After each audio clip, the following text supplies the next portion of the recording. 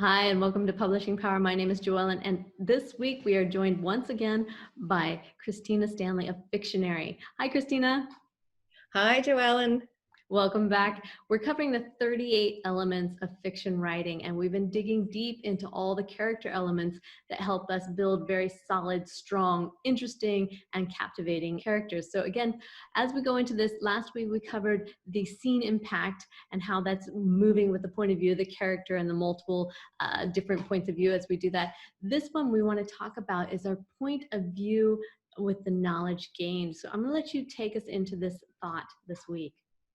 Okay, terrific. So hopefully everybody's following along and not feeling too overwhelmed. I'm sure by now both an editor and a writer can see an organized process is extremely important for doing this properly, that a full revision and story edit takes a lot of work and a lot of brain power. So we're going to continue giving you specific actions that you can take each week as you're working on a story.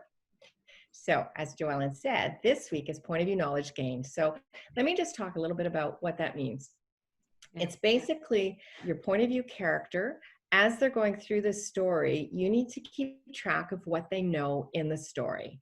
And I don't mean little details, but I mean key revelations, key backstory, clues, red herrings, anything related to driving the story forward as you go through. And it's important because you want to make sure that they're not acting on something they don't know yet.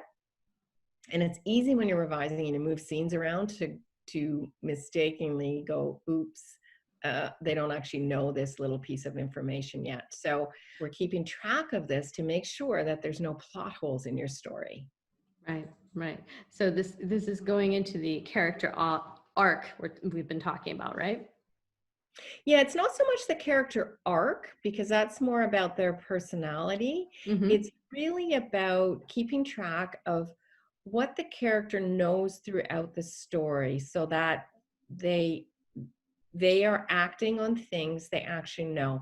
And it's very easy when you're writing a story that something happens off scene, well, then the character can't know it.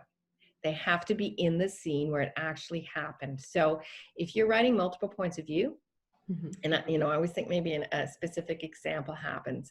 So let's say two characters are rummaging around in an attic and they find a letter from grandmother that reveals that their father is not really their father, it's somebody else. Right. So that's a big moment. And only those two characters can know about this. So if there's a third character who has a point of view scene and they're acting on that information, well, that's not fair because they haven't actually been told about it. They weren't part of that scene.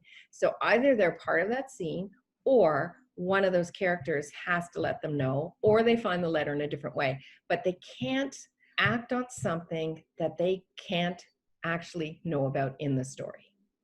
Right, right. So as a writer, how are we going to put this into use? How can we evaluate this right now? So this comes back to what I said at the very beginning of being really organized when you do your revisions and revise with purpose.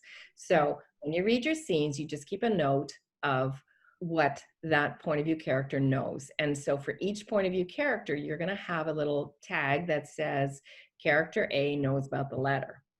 And then you'll know when in the story they knew about that letter. So if you move scenes around and you bump one scene earlier, they know about the letter. Well, they can't know because that scene didn't happen until 5 scenes later. So it comes back to being organized and actually listing the key things. And I mean key things. Don't try and list too much because you can't keep track of it. Just the biggies that are truly related to the plot and are driving the story forward. Excellent, excellent. And is there anything that an editor can give advice in this that would be helpful to them beyond the keeping notes? How can they help them through the editing process with this?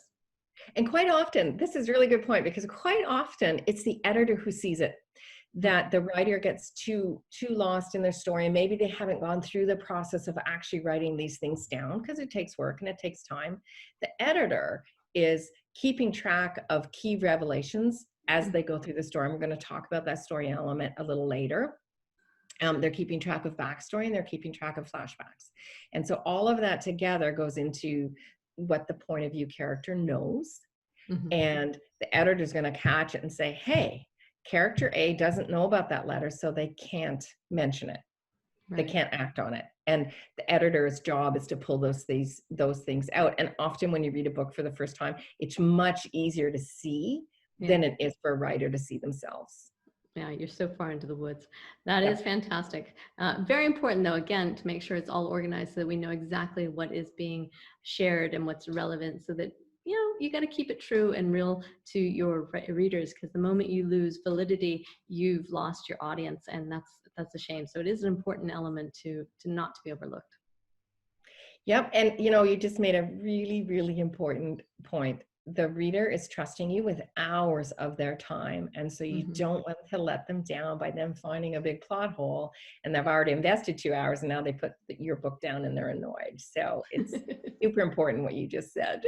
Exactly, exactly. Well, let's not annoy our readers. Let's get them involved. Let's make sure we're covering all this. That is why we're covering the 38 elements of fiction writing. And we hope that this helps you become a better writer and a better editor out there. And we look forward to talking to you again next week as we end our character section here.